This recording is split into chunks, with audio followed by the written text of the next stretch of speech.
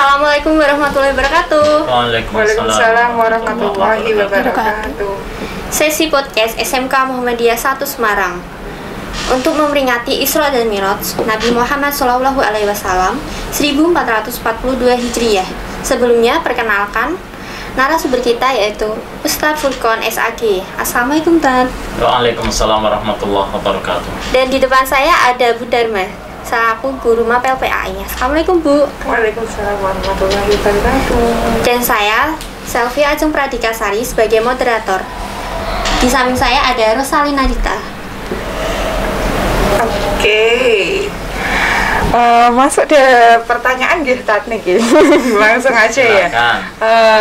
Kita bahas dulu peringatan Isra dan Mi'raj. Nah, apa sih Tat sebenarnya sesungguhnya arti Isra tersendiri dan Mi'raj itu sendiri? Sebenarnya itu Isra Mi'raj atau dan Isra dan Mi'raj? Ya, terima kasih. Bismillahirrahmanirrahim. Arti dari Isra dan Mi'raj. Isra dan Mi'raj ini disampaikan oleh Allah Subhanahu wa Ta'ala di dalam Al-Quran surat Al-Isra ayat 1. Allah berfirman, A'udzubillahi minasyaitonirrajim.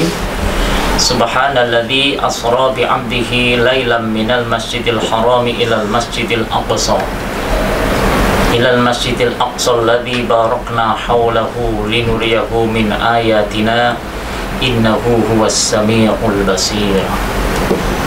Subhanalladzi maha suci zat alladzi asra bi'abdihi laila, yang memperjalankan hambanya di suatu malam, minal masjidil haram, dari masjidil haram, ilal masjidil aqsa, ke masjidil aqsa, alladzi barakna haulahu, yang telah kami berkahi sekelilingnya, linuriyahu min ayatina, agar kami memperlihatkan kepadanya sebagian dari tanda-tanda kekuasaan kami. Innahu huwas samiul basir, sesungguhnya dialah Allah zat yang maha mendengar lagi maha mengetahui. Jadi peristiwa Isra dan Mi'raj yang dialami oleh Rasulullah Shallallahu Alaihi Wasallam ini adalah merupakan kehendak dari Allah Subhanahu wa Ta'ala. Apa arti Isra itu? Isra yang tadi disampaikan oleh Allah di dalam Al-Quran surat Al-Isra ayat 1 itu artinya memperjalankan. Jadi perjalanan malam. Perjalanan malam yang dialami atau dilakukan oleh Rasulullah Shallallahu Alaihi Wasallam itu atas kehendak Allah Subhanahu wa Ta'ala. Asra di sini berarti memperjalankan. Jadi Rasulullah Shallallahu Alaihi Wasallam melakukan perjalanan ini bukan atas kehendak sendiri, tapi atas Kehendak Allah, kehendak atau iradah dari Allah Subhanahu wa Ta'ala, diperjalankan oleh Allah. Di dalam khazanah Islam, Isra ini adalah perjalanan malam yang dilakukan oleh Rasulullah Shallallahu Alaihi Wasallam minal masjidil haram ilal masjidil aqsa. Itu di dalam Al-Quran. Jadi dari Masjidil Haram yang berada di Mekah, Al-Mukarramah, ilal masjidil aqsa, sampai ke Masjidil Aqsa yang ada di Palestina. Walaupun ada sebagian mufassir yang mengatakan Aqsa di sini berarti masjid yang sangat jauh. Jadi bukan masjid dalam arti dohiri yaitu Masjidil Aqsa, tapi masjid yang sangat jauh. Memang secara demografis itu jarak antara Masjidil Haram yang ada di Mekah dan Masjidil Aqsa yang ada di Palestina itu saat itu kalau dihitung perjalanan yang rata-rata orang saat itu melakukan perjalanan dengan transportasi onta itu kira-kira menempuh perjalanan selama kurang lebih 2 bulan. Oh, 2 bulan perhitungan bulan ya berarti ya. Tapi Rasulullah Shallallahu Alaihi Wasallam atas kehendak Allah mengadakan atau melakukan perjalanan dari Masjidil Haram ke Masjidil Aqsa ini dalam waktu yang sangat singkat. Dan setelah Rasulullah Shallallahu Alaihi Wasallam mengadakan perjalanan dari Masjidil Haram ke Masjidil Aqsa ini, kemudian beliau mi'raj. Mi'raj itu artinya naik melewati atau menembus batas langit pertama, kedua, sampai batas langit yang ke-7, sab'al samawat, di langit yang ke-7. Kemudian setelah itu Rasulullah masih naik ke atas lagi ke Sidratul Muntaha. Di sana kemudian Rasulullah Shallallahu Alaihi Wasallam bertemu dengan Rabbul Jalalah Allah Subhanahu wa Ta'ala. Jadi kalau kita memahami secara kontekstual, sebenarnya perjalanan Rasulullah dalam peristiwa Isra itu adalah perjalanan horizontal.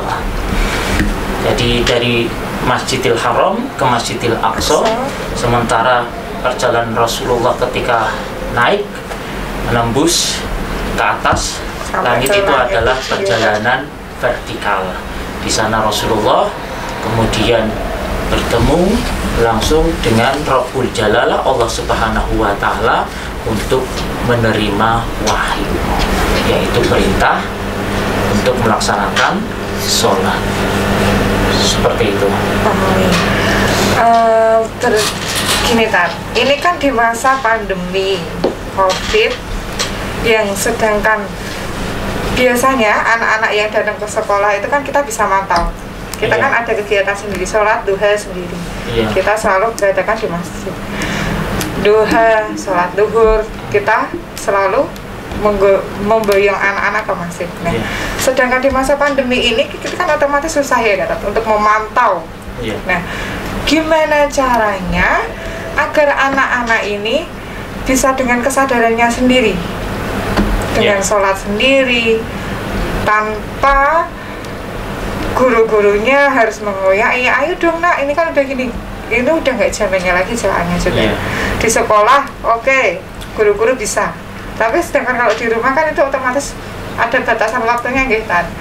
Nah, itu gimana sih caranya dengan berkaitan dengan Isra Mi'raj juga gitu. Otomatis kan ada tadi sanjangnya utan juga ada penikah sholat gitu. Nah, ini pripun Tat, monggo. Baik. Memang sholat ini adalah merupakan bagian dari peristiwa atau perjalanan Rasulullah saat Isra dan Mi'raj. Gampangannya ngomong, sholat ini adalah oleh-oleh dari peristiwa Isra Mi'raj.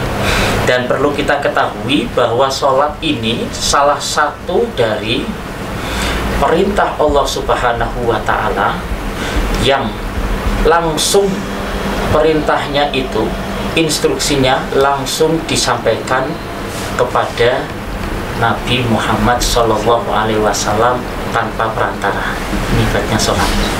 Nih, Ajeng ya tadi ya sama Rosalina itu mewakili dari anak pemasaran sama akuntansi nih. Makanya, jadi anak-anak harus tahu bahwa sholat ini memang adalah perintah Allah yang perintahnya itu langsung Allah kepada Nabi Muhammad tanpa perantara. Kalau sholat, kalau misalkan puasa, Allah kemudian menyampaikan perintah puasa ini lewat perantara Ruhul Amin, yaitu malaikat Jibril. Perintah zakat, perintah haji, dan lain-lain sebagainya. Tapi ketika Allah memberikan wahyu sholat ini, menyampaikan langsung Rasulullah Shallallahu Alaihi Wasallam dipanggil di hadapan Rabbul Jalalah.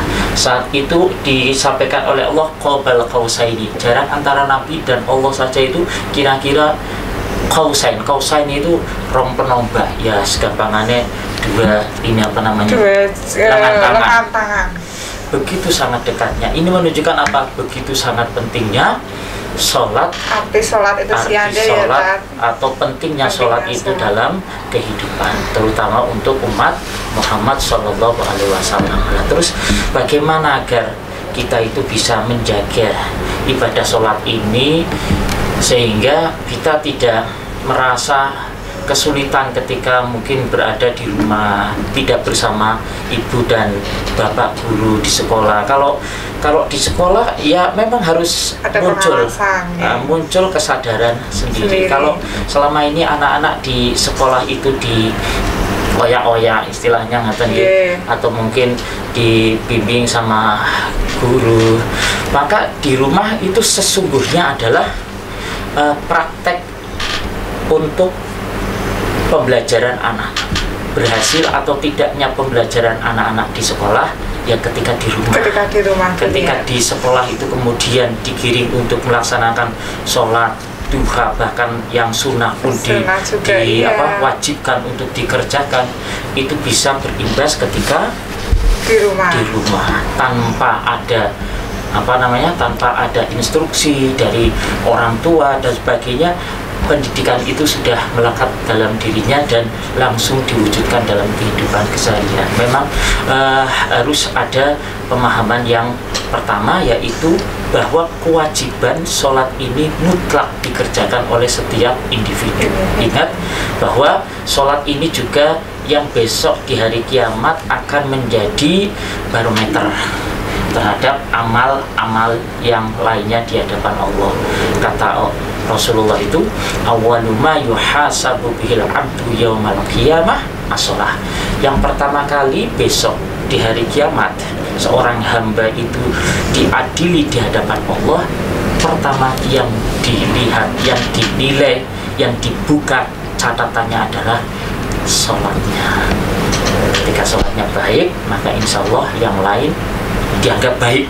Kenapa kok sholat baik kok yang lain dianggap baik? Karena Allah mengatakan inna sholata tanha anil fahsya wal munkar. Jadi kalau orang itu sholatnya bagus, sholatnya baik, rak guyon, gak gojek, tahu makna dari sholat itu sendiri, pasti dia akan mencegah dari perbuatan keji dan yang munkar. Jadi ya di samping secara dohiriyahnya tetap yang namanya anak masih dalam proses pendidikan, orang tua yang di rumah harus tetap ikut mengawasi dan ikut mengarahkan anaknya agar tetap menjalankan ibadah sholat. Iya, benar. Dari siswa, apakah ada yang ditanyakan? Oh, ini ada nih Tat, dari siswa namanya Alia Atristi dari kelas 10 akuntansi. Dia mau tanya nih tentang Isra Miraj. Pada dasarnya itu kan Isra Miraj kan ada itu dua peristiwa yang berbeda, namun terjadi dalam satu malam yang sama. Itu tuh yang lebih membedakan antara Isra dan Miraj itu apa ya Tat? Ya tadi sudah saya sampaikan di depan bahwa Isra dan Mi'raj itu semuanya perjalanan yang dilakukan oleh Rasulullah Shallallahu Alaihi Wasallam di suatu malam. Jadi Lailan itu adalah mengambil sebagian malam, jadi tidak keseluruhan malam. Rasulullah hanya sebagian malam saja melakukan perjalanan Isra dan Mi'raj sampai kembali. Jadi perbedaannya itu tadi sudah saya sampaikan di depan bahwa Isra itu sebenarnya perjalanan horizontal. Maknanya apa? Maknanya adalah manusia hidup itu bersama dengan orang lain. Kita hidup tidak hanya dengan sesama manusia, tapi juga dengan makhluk yang lainnya. Artinya perjalanan Isra itu hablum minanas. Jadi hablum minanas, bagaimana kita bisa bergaul dengan sesama manusia dengan pergaulan yang baik, yang disampaikan oleh Rasulullah, bihulukin hasanin, dengan akhlak yang baik. Dan nas di sini itu tidak hanya sesama muslim, nas di sini adalah manusia secara umum. Kita kan hidup kan berdampingan dengan tetangga kita yang mungkin ada sebagian bukan muslim atau beragama Islam, ya, termasuk dengan ada yang Kristen, Katolik dan lain-lain sebagainya. Nah ini yang harus kita sikapi ketika kita hidup itu bermasyarakat, ya maka sikap kita apa? Sikap kita tetap mengedepankan dengan akhlakul karimah. Akhlak karimah itu siapa yang menjadi teladannya? Tentunya adalah beliau Rasulullah Shallallahu Alaihi Wasallam. Jadi ini adalah perjalanan yang berdimensi sosial. Nah, jadi hubungan antar manusia. Tapi sesungguhnya Islam adalah rahmat lil alamin, sehingga tidak hanya manusia saja, tapi dengan sesama makhluk yang lainnya. Makanya tidak boleh merusak kita tumbuhan, berjalan, gitu ya, tidak boleh merusak tumbuhan, menyakiti binatang dan lain-lain sebagainya. Kamu kan ngerti sendiri, makhluk ciptaannya Allah.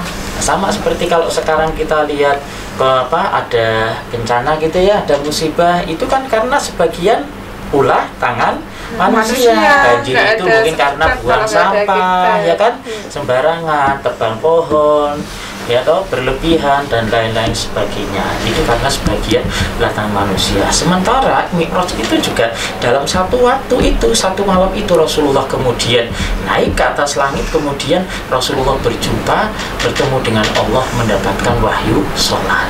Jadi perbedaan adalah perjalanan Rasulullah yang berdimensi sosial, hablum minan nas, sementara yang Mi'raj itu adalah perjalanan berdimensi vertikal, naik ke atas. Ini menunjukkan apa? Artinya adalah manusia hidup di dunia ini tidak akan lepas dengan yang namanya kekuasaan Tuhan, yaitu Allah Subhanahu wa Ta'ala. Makanya kita diminta atau diajarkan untuk selalu ingat kepada Allah. Nah, salah satu bentuk ingat atau zikir kita kepada Allah yang paling bagus, yang paling besar adalah sholat. Makanya Allah katakan di dalam Al-Quran, wala dzikrullahi akbar. Ya, jadi wala dzikrullahi akbar. Jadi hendaklah kamu itu berzikir kepada Allah dengan zikir yang sangat besar. Apa itu? As-shalah, yaitu sholat. Jadi sholat itu kan ingat kepada Allah. Ingat kepada Allah. Ketika kita laksanakan sholat, Allahu Akbar, takbir yang pertama kita sebut dengan takbir apa? Takbiratul ihram. Kan gitu dah. Ihram kan bisa bermakna sesuatu yang terlarang, kan, haram kan? Ya kan? Takbiratul ihram kan bisa bermakna ihram itu haram atau terlarang. Maksudnya apa? Ketika kita itu sudah memulai sholat, mengucapkan kalimat takbir Allahu Akbar, maka segala bentuk apapun kita itu harus terfokus menghadap wajah kita, orientasi kita hanya kepada Allah, dilupakan yang lainnya.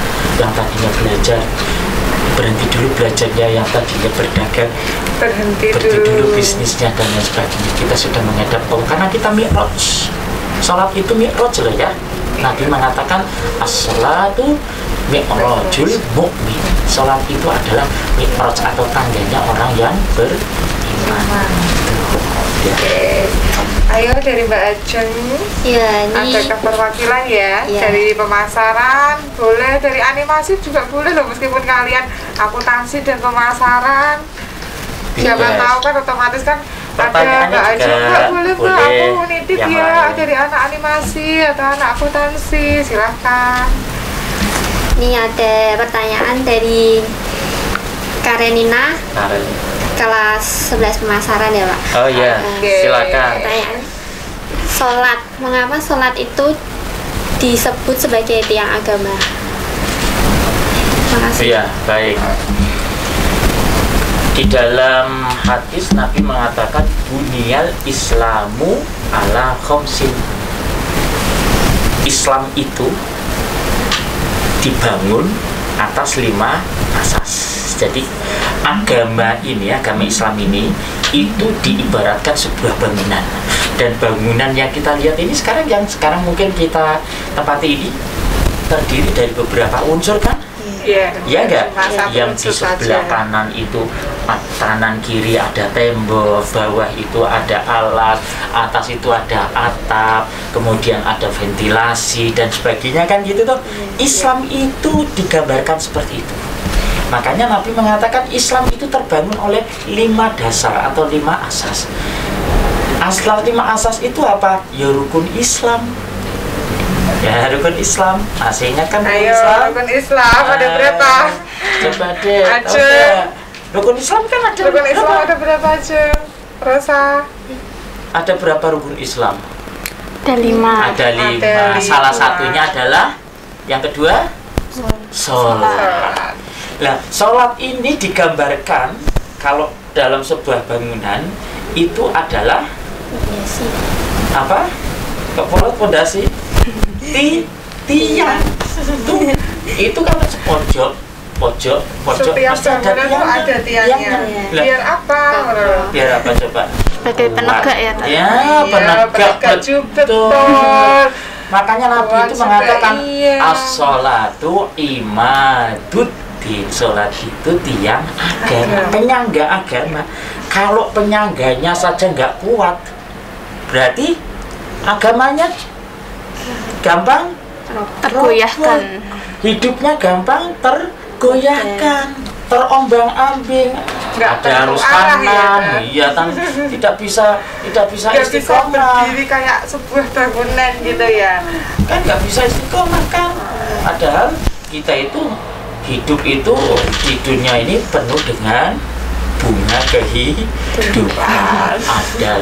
Ada lurus ya kan, Ada yang naik, ada yang naik, ada yang turun. atau ada yang halus, ada yang Banyak hijau-hijau, ada yang ada lubangnya dan lain-lain sebagainya. Nah, itu yang dimaksud sholat sebagai tiang agama. Maka sangat-sangat dianjurkan bagi setiap muslim itu menjaga sholatnya.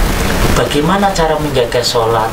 Menjaga sholat itu adalah mewujudkan atau mengaplikasikan nilai sholat dalam kehidupan.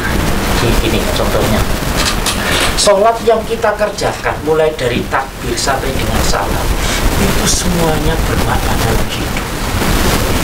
Satu, ketika kita mengucapkan lafaz takbir Allahu Akbar, maknanya apa? Takbir artinya Allah Maha Besar. Maka ketika kita itu meyakini, menyadari bahwa Allah adalah Zat yang Maha Besar, maka kita itu meyakini dan menyadari diri kita adalah makhluk yang lemah. Sehingga kalau kita menyadari diri kita itu adalah makhluk yang lemah, maka kita tidak mungkin bersikap sombong. Lah kenapa kita sombong? Wong kita makhluk yang lemah. Kalau tidak karena Allah kita nggak bisa hidup, nggak bisa apa-apa, ya kan? Wong kita sakit saja kalau tidak dibantu sama orang lain, kita sudah tidak bisa apa-apa, ya kan? Kita ke sekolah kalau tanpa ada bimbingan guru, kita juga tidak bisa mendapatkan apa-apa. Itulah. Jadi kesadaran ketika kita bertakbir adalah kita itu menyadari bahwa diri kita itu makhluk Allah yang lemah, tidak bisa berbuat apa-apa, sehingga kita tidak diperkenankan untuk bersikap sombong. Itu ya. Contoh itu. Yang kedua, coba terakhirnya ketika kita sholat, kemudian kita akhiri dengan salam. Apa arti salam itu? Kedamaian. Salam itu kan damai toh. Nah, yang kemudian kita tengok ke arah mana? Harus tengok kan? Damai kanan, damai kiri. Maksudnya apa? Setelah kamu sholat jangan lupa loh, itu tetanggamu yang sebelah kanan, tuh tetanggamu yang sebelah kiri, itu yang di sampingmu itu loh. Semuanya harus kau perlakukan dengan cara yang baik, harus berkasih sayang, tidak boleh saling membenci. Itu maksudnya gitu. Nah, ketika orang kok bisa memaknai sholat kemudian dia aplikasikan dalam hidupnya, maka sholat itu menjadi benteng kehidupan tadi itu. Dan tidak hanya benteng kehidupan, tapi benteng akidahnya dalam mengamalkan agamanya. Oke. Gitu ya Mbak Ajeng. Nanti disampaikan Mbak Karen ya. Iya. Atau bisa Mbak Karen ini bisa disimak sendiri ya. Langsung dibuka aja YouTube-nya Muhimedia. Langsung mulai besok ya. Gini Tat, meningkatkan iman dan takwa. Iya. di masa pandemi itu seperti apa? Apakah kita harus sholat terus, baca Al-Quran terus, tapi mengabaikan yang lain? Ketika orang tua memanggil, disuruh membantu atau gimana pun kita nggak mau. Apakah seperti itu atau bagaimana itu? Baik, saya ambil satu kata saja, itu takwa. Ada seorang imam besar yang namanya Ad-Jurjani. Beliau mengatakan bahwa takwa itu berasal dari lafaz atau bersumber dari kata dasar waqo. Waqo yaqi wiqayatan. Jadi waqo yaqi wiqayah. Wiqayah ini artinya membentengi diri atau menjaga diri. Jadi takwa itu makna dasarnya adalah menjaga diri kita. Dari apa? Anil atham wal asror wasayiat. Menjaga diri dari perbuatan dosa. Perbuatan dosa kan banyak ya, yang kita ketahui. Jadi perbuatan maksiat misalkan yang sekarang lagi marak di kalangan remaja, peredaran, ya kan, obat-obatan terlarang. Hati-hati ya. Jadi karena sudah berarti termasuk ya, itu dengan segala bentuknya, entah itu yang yang jualan, entah itu yang pengedar, itu sama saja hukumnya. Jadi yang minum, kemudian yang jual ya, yang edarkan ya, sama saja, yang distributor dan sebagainya, termasuk kurir gitu toh. Kena semua, apalagi nanti kena hukum dunia dulu lebih hukum di akhirat ya, akan mendapatkan siksa api neraka. Jadi perbuatan menjaga diri dari perbuatan dosa dan maksiat. Jadi harus kalau mau bertakwa, kalau ada misalkan sesuatu yang menggiring kita untuk berbuat dosa, ya kita langsung istighfar, ya kan, ingat kepada Allah, jauhi perbuatan dosa itu, jaga diri kita dengan cara dijauhi. Kalau perlu ya kita kemudian dengan dengan kemampuan yang kita miliki, tidak sekedar menjauhi saja, karena kan misal nih puasa gitu ya tadi ya, kalau nggak bisa kita menahan, kita berpuasa gitu ya iya, makanya kan tidak sekedar kita menjauhi, kalau bisa kita kemudian berdakwah dengan nahi mungkar, mencegah itu menghilangkan, bisa jadi menghilangkan bagaimana tidak terjadi peredaran obat-obatan terlarang, ya kan, bagaimana tidak terjadi aksi-aksi pornografi dan lain-lain sebagainya. Itu kalau bisa kita lakukan dengan kuasa kita, dengan tangan kita sendiri. Tapi kalau misalkan kita tidak mampu, ya cukup kita kemudian menjauhkan atau menjaga diri kita untuk tidak melakukan hal-hal yang terlarang. Aja nggak boleh ya, apalagi melakukannya. Jadi itu salah satu perbuatan dosa. Kemudian adil asror itu perbuatan, ya kan, perbuatan yang buruk, ya sama sebenarnya itu dengan hal-hal yang mungkin kalau konteks kita sebagai pelajar mungkin di sekolah bolos, itu perbuatan yang baik atau yang buruk? Ayo bagaimana? Baik, kita buruk itu. Buruk kan? Iya, jauhi. Kalau kita bisa menjauhi, sudah ada yang ngojok-ngojoi, ayo mumpung gurunya tidak tahu, paling-paling kan hanya sekali tok lah. Tapi kita karena ingin jiwa kita takwa dan meningkat, kita tidak mau menjaga diri kita untuk tidak melakukan perbuatan yang buruk tadi. Sayiat dan sayiat, apa itu? Yaitu sifat yang buruk. Contoh sifat yang buruk apa? Misalkan pamer, kemudian drugi, hasud, itu toh, ya kan? Nah, itu salah kufur nikmat dan lain-lain sebagainya.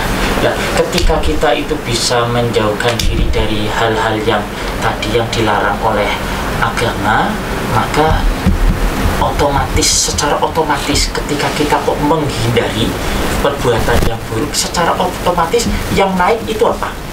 Yang tergerak itu apa? Perbuatan baik. Otomatis ketika kok kita bisa menghindari tidak boleh, berarti kita itu apa?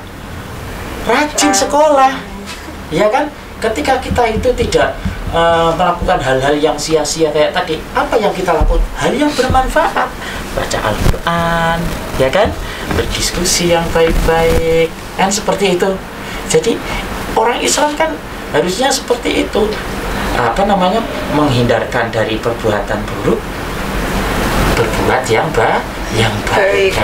Jadi pada ketika dua hal ini kemudian kita sikapi dengan jalan yang makruf, yang baik tadi, buruk kita jauhi, yang baik kita kerjakan, maka disitulah Allah akan meningkatkan ketakwaan atau nilai ketakwaan kita.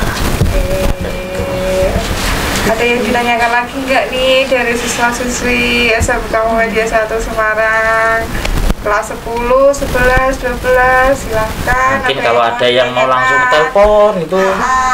Assalamualaikum Ustaz. Saya aja tadi yang nelpon ya. Perwakilan nih saya. Ya. Ajeng ada lagi nggak Ajeng? Atau Rosa? Aku mau tanya nih Tar, tanya. di era pandemi Iya. kan sekarang banyak tuh orang yang cemas karena virus ini. Iya. Nah biasanya itu kan sholat itu kan lebih baik kalau kita itu dikerjakan secara berjamaah ya Tat ya. Betul. Lebih baik kalau kita ramai-ramai di masjid atau di musola. Iya. Sekarang ini kan ada tuh Tat, misal si A itu diajak si B berjamaah di masjid, tapi dia itu kayak bilangnya itu kayak misal enggak takut rame nanti kalau ketularan virus gitu. Itu gimana tuh Tak cara menyikapinya? Baik, makanya dalam agama itu ada istilah ihsan dan ma'ruf kan gitu kan. Jadi baik itu secara syar'i, secara agama, ada yang baik secara masyarakat, dilihat dari konteks sosial.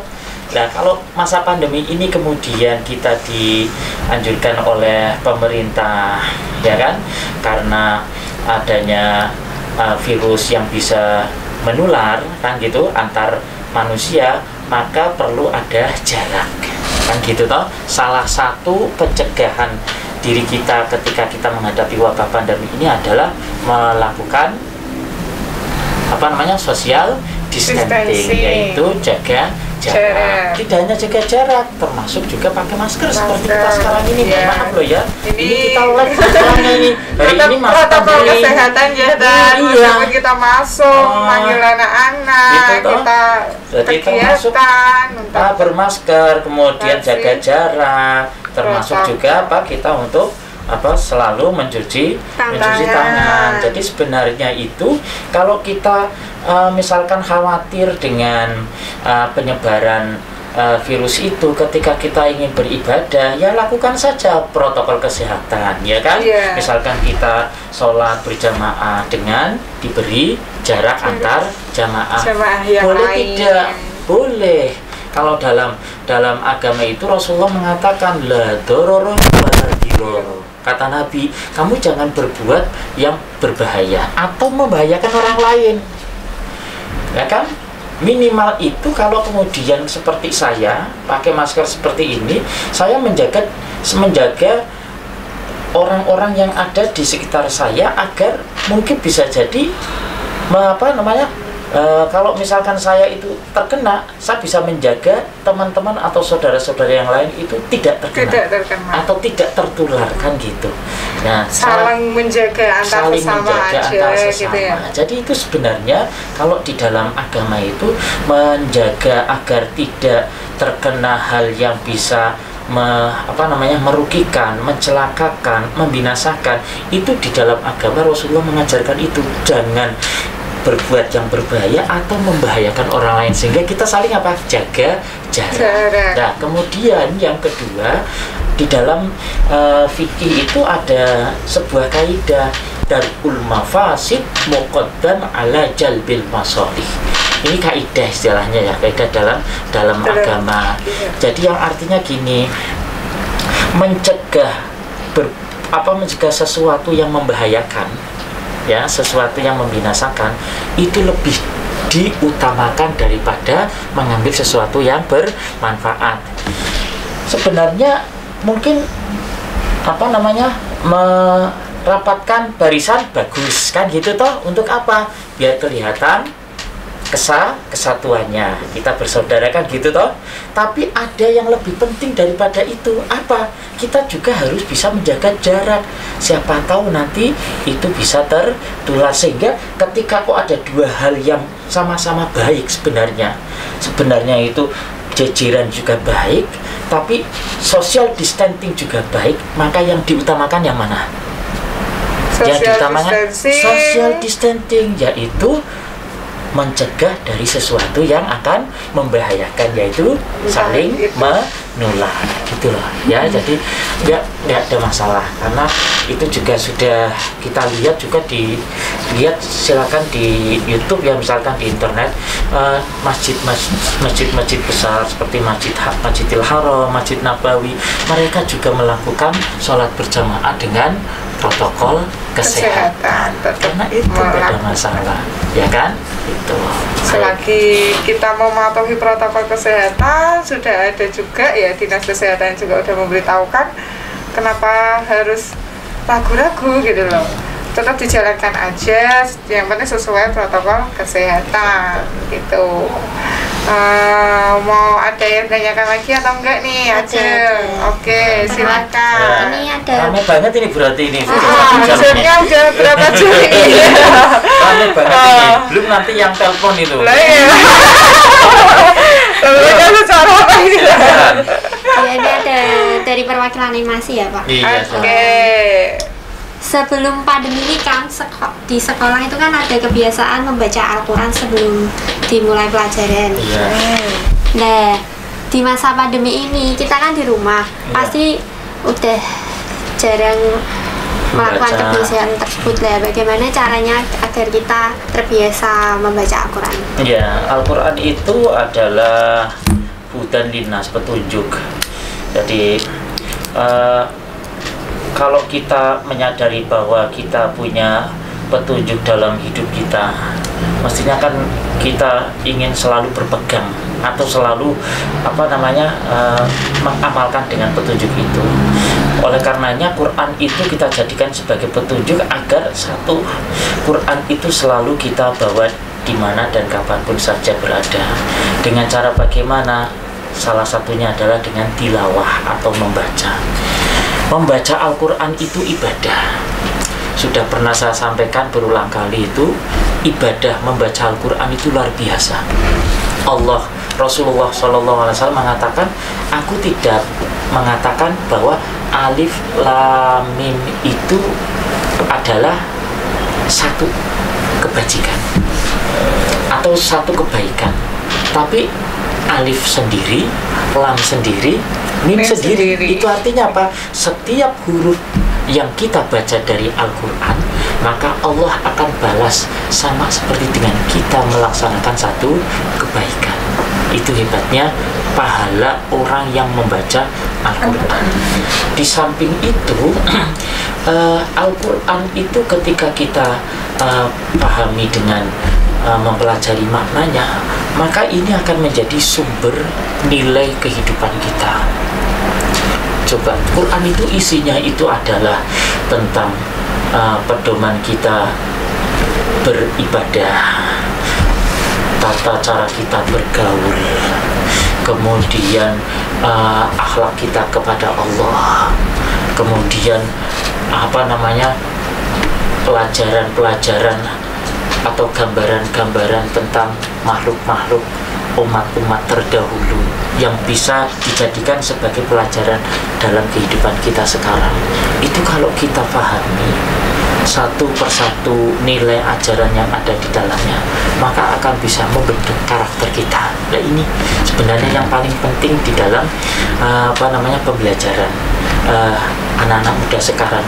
Bagaimana nilai Al-Quran itu bisa meresap dalam diri sehingga bisa diamalkan atau bisa terwujud dalam kehidupan. Sehingga Rasulullah itu kan akhlaknya, kata istrinya adalah khuluquhu Al-Quran. Kata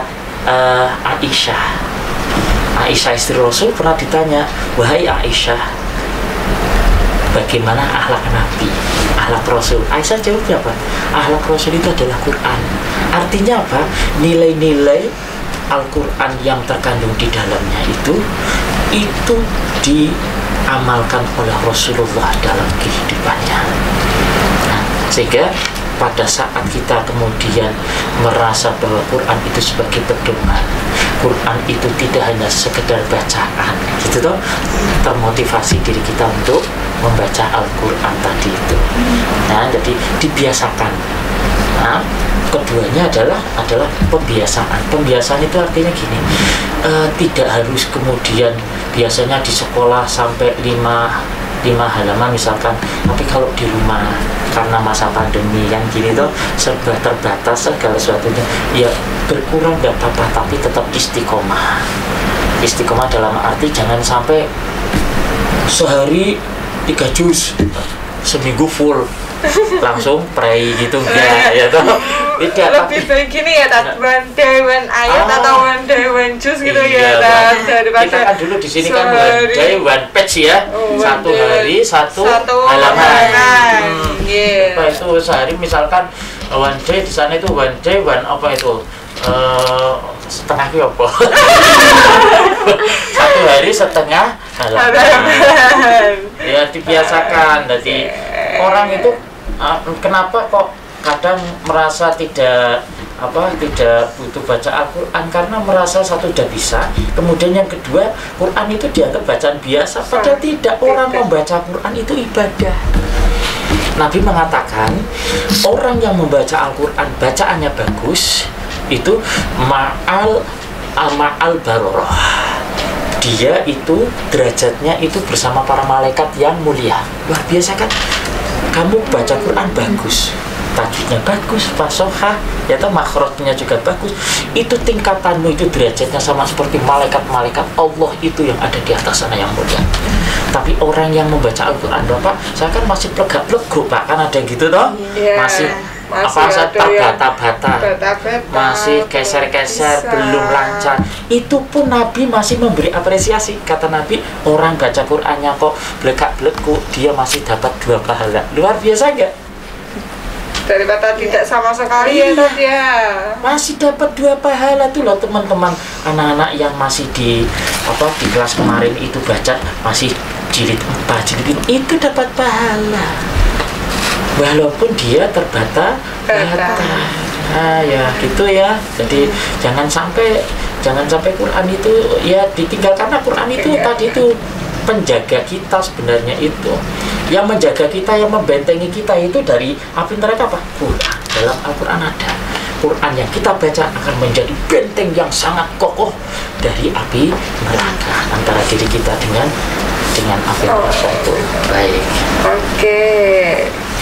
Sudah ada selesai lagi ya ini, apa dilanjutkan nih? Udah masih seru loh. Masih seru. Tapi jam tangannya Elsa kan masih banyak gitu. Nanti kitanya yang bayar gak kuat ini Ustaz. Kalau kelamaan udah berapa uang ini tadi? Enggak. Ya, Allah itu ya. Yang lebih besar insya Allah jaza minallah, yaitu balasan dari Allah.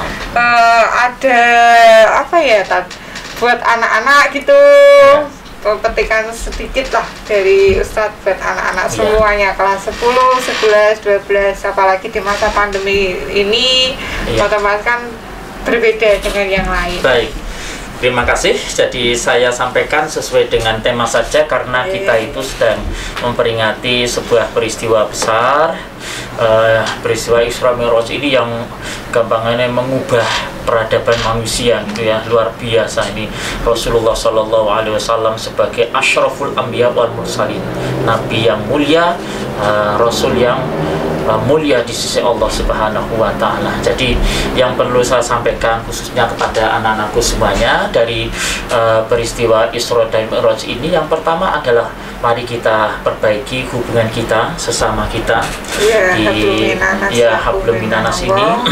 Tentunya anak-anak mungkin tadi sudah banyak disampaikan terkait dengan masa pandemi, ada yang setuju, ada yang tidak, ya toh, ada yang terima, ada yang ngeyel, gitu toh. Ya tadi itu sholat itu ya kita tetap menghormati. Ada di antara teman kita yang kemudian merasa bahwa enggak usah pakai masker dan sebagainya, kita tetap menghargai.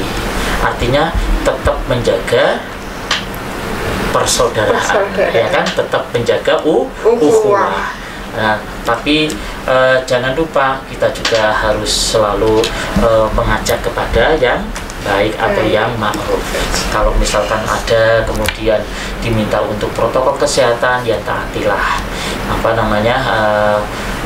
ketentuan-ketentuan itu, karena itu semuanya akan kembali kepada diri kita masing-masing, kan gitu ya. Itu yang pertama. Di samping itu kita perbaiki hubungan kita dengan Allah. Bagaimana kita memperbaiki hubungan kita dengan Allah? Ya dengan cara beribadah dan beramal soleh. Perbanyak, ya kan? Karena ini masa pandemi, kita merasa bahwa segala sesuatunya kok merasa terbatas. Maka walaupun terbatas, Allah masih memberi kesempatan kita banyak, ya kan? Jangan sampai terbatas kemudian kita juga tidak bisa berbuat apa-apa. Enggak, Allah masih memberikan yang banyak kesempatan kepada kita. Cuman kita kadang tidak menyadari saja. Makanya kita kan diminta untuk selalu bertawakal. Yang menghadapi pandemi ini itu berpasrah diri, tetap dengan selalu berikhtiar. Itu satu. Kemudian yang kedua, nilai dari Isra Mi'raj yang tadi sudah disampaikan adalah sholat. Jangan lupa anak-anak semuanya untuk selalu melaksanakan sholat 5 waktu. Ya kan? 5 waktu itu enggak lama. 5 waktu sehari semalam. Waktu kita 24 jam. Sholat kita 5 waktu. 1 waktu saja rata-rata kita sholat berapa menit, Cok? Ada yang ada yang lambat, ya kan? Ada yang biasa, ada yang ekspres juga ada. Gitu. Mungkin pilih ekspres pakai kilat tadi ekspres. Ya monggo saja, yang penting tetap dijaga nilai-nilai kehusuan. Karena apa? Sholat tetap dijaga, karena sholat ini adalah yang akan menjadi yang akan menuntun kita, ya kan, menuntun hidup kita menjadi orang yang baik. Tadi itu loh, kalau sholatnya baik, maka kita akan terjaga, terhindar dari perbuatan keji dan munkar, ya kan. Sholat itu yang akan menjadikan diri kita itu orang yang mulia. Ya bagaimanapun, sholat itu akan menjadi orang itu terhormat, lebih-lebih terhormat di hadapan Allah Subhanahu wa Ta'ala. Karena apa? Sholat itu mi'raj. Tadi tangga, orang kok bisa ketemu dengan Allah langsung itu ketika sholat. Itu, dan Ibu yang bisa saya sampaikan, semoga bermanfaat ya. Sudah selesai, diakhiri saja ya dengan membacakan doa kita. Mari kita berdoa memohon kehadirat Allah. Semoga pertemuan kita mendapatkan keberkahan, rahmat, dan yang kedua, ilmu yang kita dapat semoga bermanfaat buat kita semuanya. Kita awali dengan bacaan istighfar. Astaghfirullahaladzim, astaghfirullahaladzim, astaghfirullahaladzim, innallaha ghafurur rahim.